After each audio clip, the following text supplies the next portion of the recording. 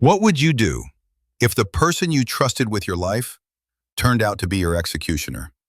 What would it feel like to fight for survival again and again, only to realize the true game is the one being played behind your back? And here's the real question. If you've already won, why would you ever go back? As the world braces for the final chapter of Squid Game, the stakes aren't just higher, they're personal. This time, it's not just about survival. It's about truth. It's about betrayal. And it's about finishing what should have never begun. What's led us here? Let's rewind. In Season 1, we met Gi-hun, a man drowning in debt, guilt, and loneliness. A man whose life had slipped through his fingers like sand. He entered the game for the money, but what he found was something much darker. 456 players. One deadly game.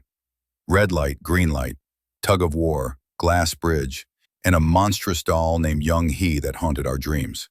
We watched them die, not in silence, but in panic, in betrayal. And we watched Gi-hun win. But he didn't celebrate. He didn't spend. He didn't forget. He walked out of the game with 45.6 billion won and a shattered soul. That's where most stories would end. But not this one. Season 2, the re-entry of the champion. In Season 2, Gi-hun came back, not to win, but to destroy. 2 years of preparation, training, plotting. He wanted to take down the puppet masters, and yet, the game had evolved. This wasn't just a deadly competition anymore. It was a performance, a deception. Gi-hun re-entered the game thinking he was the infiltrator. But he wasn't the only one hiding behind a mask. Because this time, the front man entered too, disguised as a player. Player 001. Yes, you heard that right. The master became the pawn, and no one saw it coming. The twist of all twists. The man behind the cruelty, behind the deaths, behind the system, was standing beside Gi-hun, laughing with him, sharing pain with him, pretending to be broken just like the rest. Hwang-in-ho, the front man. The older brother of Detective Jung-ho, a man who had once played the game himself, who won, who rose, who now wanted to rewrite the rules by playing from within. He called himself Player 001, borrowing the identity of the original creator, Oh-il-nam. His goal? We still don't fully know. Was it control? Revenge? A final experiment? One thing is clear, Gi-hun was never in control. He was being observed, manipulated, and broken from within. The rebellion and the betrayal. Gi-hun formed alliances. He planned a rebellion. With friends like Jung-bae, his best friend, and Dae-ho, the ex-Marine, they fought back. They overpowered guards. They turned off cameras. They staged a coup. And it might have worked. But then came the betrayal. Jung-il, a man they trusted, a man they protected. He betrayed them all. He faked his death, he informed the guards, he watched Jung-bae die with a calm face.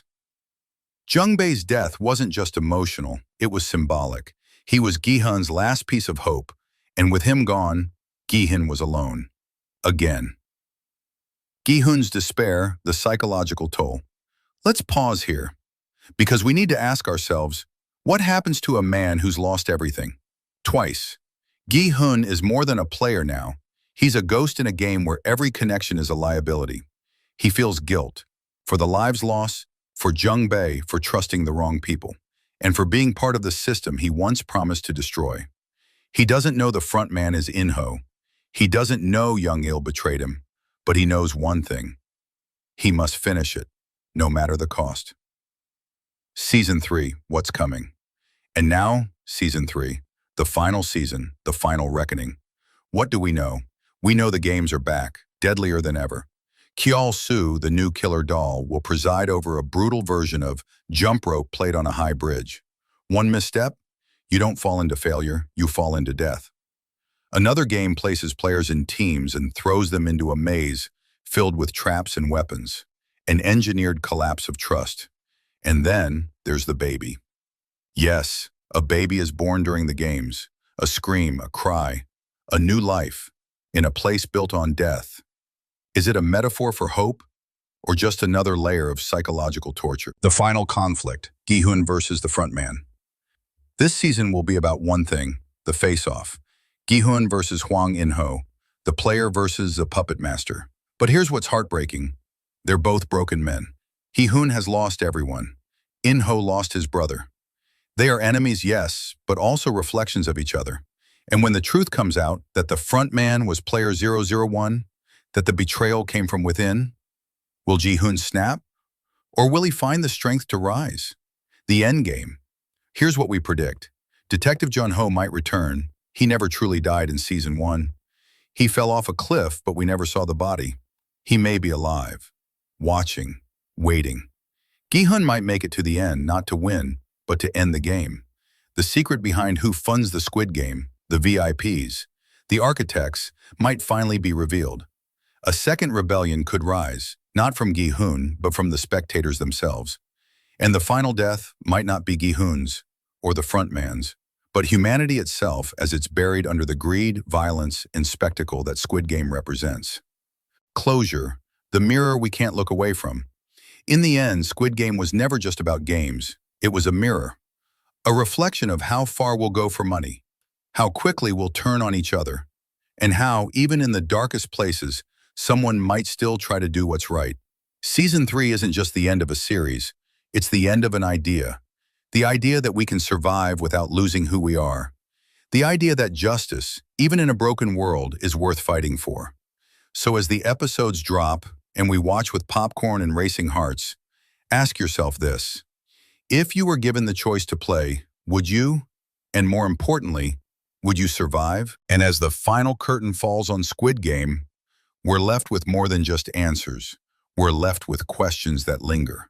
About power, about choice, about the hidden games in our own world that we play every day, whether we know it or not. Because what Squid Game really exposes is the cost of survival in a system that's rigged from the start. It's not just entertainment, it's a metaphor, a mirror, a warning. And if stories like these move you, if you crave deeper breakdowns, the truth behind the trend, and the narratives that most people miss, then this is only the beginning.